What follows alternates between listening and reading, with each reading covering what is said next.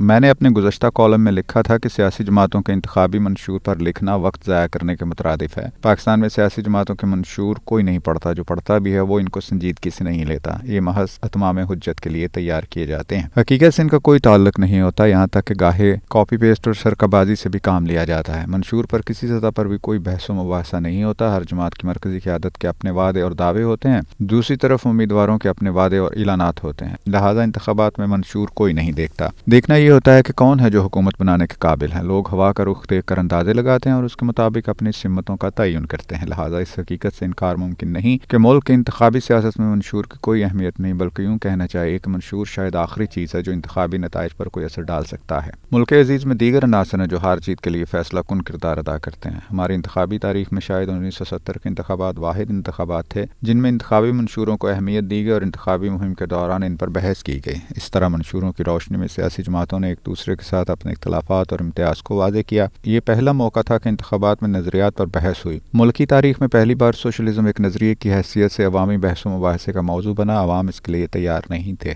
ملک میں تعلیم اور شعور تو خیر اگلی بات ہے، محض خواندگی کو ہی دیکھ لیا جائے تو اس کی شرح حیرت انگیز اور افسوسناک حد تک پست تھی۔ بہت ہی محدود شہری طبقہ سوشلزم جیسی اجنبی اور مشکل اصطلاح سے واقف تھا۔ اخبارات تک محدود شہری طبقے کو رسائی تھی، مگر اخبارات میں اس طرح سنجیدہ اور سائنسی قسم کے معاشی موضوعات پر تب بھی کچھ نہیں لکھا جاتا تھا۔ اخبارات میں اس طرح کا ماحول بھی نہیں تھا۔ اگر کچھ لوگ ایسے تھے بھی جو اس طرح کے موضوعات پر اظہار خیال کرنا چاہتے تھے تو ان کو موقع نہیں ملتا تھا۔ چنانچہ پاکستان پیپلز پارٹی سوشلزم کو ایک نمایاں نعرے اور نظریے کے طور پر منشور میں تو لے آئی، مگر اس کو عوام تک پہنچانے میں ناکام رہی۔ سوشلزم کے نام پر بڑے بڑے سوشلسٹ دانشور پیپلز پارٹی کے ساتھ شامل بھی ہو گئے اور لفظ سوشلزم زبان زد عام ہو گیا، مگر عوام کو کوئی آئیڈیا نہیں تھا کہ سوشلزم کیا ہے اور حقیقی زندگی میں اس کا کیا مطلب ہوگا، بلکہ حقیقی زندگی میں سوشلزم کی شکل و صورت اور اس کے اطلاق پر تو خود دانشوروں میں سخت قسم کی کنفیوژن اور ابہام تھا، اور خود سوشلزم کے پرچارکوں میں نظریاتی تقسیم کی وجہ سے بھی اختلاف رائے تھا۔ کوئی سوویت یونین کے سوشلزم کو مثالی قرار دے رہا تھا تو کوئی ماؤزم اور جوچے نظریات کو بہت اچھا سمجھتا تھا۔ یہ نظریاتی کنفیوژن تو ایک طرف بڑا مسئلہ تھا ہی کہ اوپر سے دائیں بازو کی رجت پسند قوتوں نے سوشلزم پر حلہ بول دیا اور اس کو ایک اسلام مخالف نظریہ قرار دے کر لتاڑنا شروع کر دیا۔ جواب میں اسلامی سوشلزم کا نعرہ بلند کیا گیا تاکہ دائیں بازو کی رجت پسند قوتوں کا مقابلہ کیا جا سکے، جس سے مزید کنفیوژن پیدا ہوئی اور فائدے کی بجائے نقصان ہوا۔ سوشلزم ایک خالص معاشی اور سیاسی نظریہ تھا جس کا کسی بھی مذہب سے کوئی مخالفانہ یا دوستانہ تعلق نہیں تھا، لیکن ملک میں اسلام اور سوشلزم کو آمنے سامنے لا کھڑا کیا گیا۔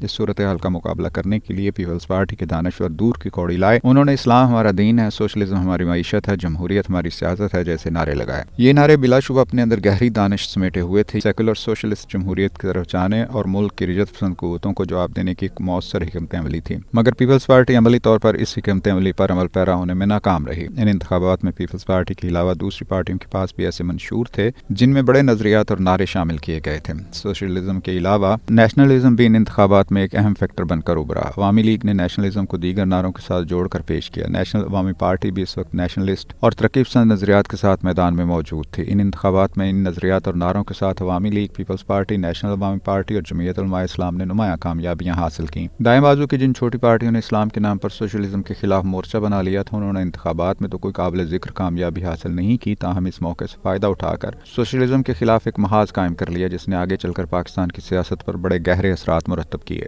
ان انتخابات میں نظریات کے علاوہ شخصیات نے بھی اہم کردار ادا کیا۔ ذوالفقار علی بھٹو، شیخ مجیب الرحمان، ولی خان اور میر غوث بخش بزنجو جیسے سیاستدان ابھر کر سامنے آئے اور عوام میں بہت مقبولیت حاصل کی، لیکن خاص بات یہ تھی کہ وہ لوگ اپنی شخصیت کے ساتھ ساتھ نظریات کو بھی سامنے لائے جو ان کی ذات کی پہچان بن گئے۔ غالباً یہ تاریخ کا واحد موقع تھا جب ملک میں انتخابات بھی شفاف ہوئے اور انتخابی عمل کے نتیجے میں کچھ بڑی شخصیات اور نظریات بھی ابھر کر سامنے آئے۔ اس کے بعد کا سارا سفر زوال کا سفر ہے۔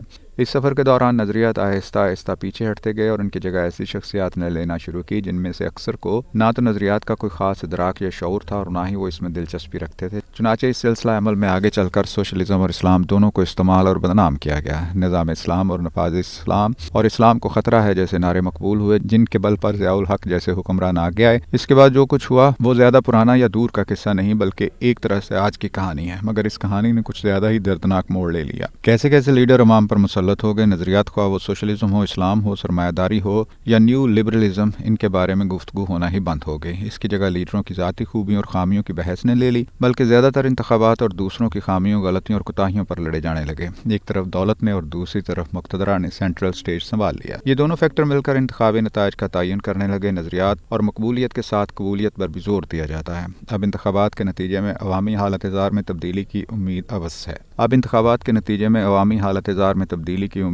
ہے۔ حالیہ عام انتخابات اور اس کے بعد مقبولیت اور قبولیت کے سنگم سے سیاست جو رخ اختیار کر رہی ہے وہ سب کے سامنے ہے۔ ایسے انتخابات کے نتیجے میں عوام کی حالت زار میں تبدیلی کی امید ابس ہے، مگر جمہوریت کی ناگزیریت اور اس مشق کی متقاضی ہے۔ جمہوری حکومتوں کے ادوار میں سامنے آنے والے نقائص بھی صرف جمہوری عمل سے ہی درست ہو سکتے ہیں، لیکن اس میں کوئی شک نہیں کہ اس دوران جمہوری تصورات اور جمہوری کلچر کو سخت دھچکا لگا ہے۔ جمہوریت محض ووٹ کاسٹ کرنے کا نام نہیں، ایک طرز زندگی ہے جس کی یہاں کوئی جھلک نظر نہیں آتی۔ اب سچی اور حقیقی جمہوریت کے لیے عوام کو نئے سرے سے جدوجہد کا آغاز کرنا ہوگا۔